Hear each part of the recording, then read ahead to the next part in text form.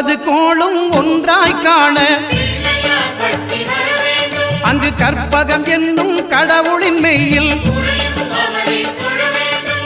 9 கோளும் ஒன்றாய் காண அங்கு கற்பகம் என்னும் கடவுளின் மெய்யில் சூரியன் முதலாய் 9 கிரகமும் பலவித குணங்களை கொண்டிருக்கும் எங்கள் கற்பக தருவில் அவை வரும்போது ஒன்றாய் சேர்ந்து பலனளிக்கும்.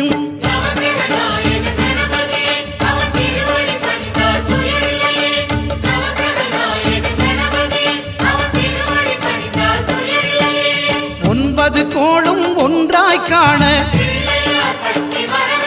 அங்கு கற்பகம் என்னும் கடவுளின் மெய்யில்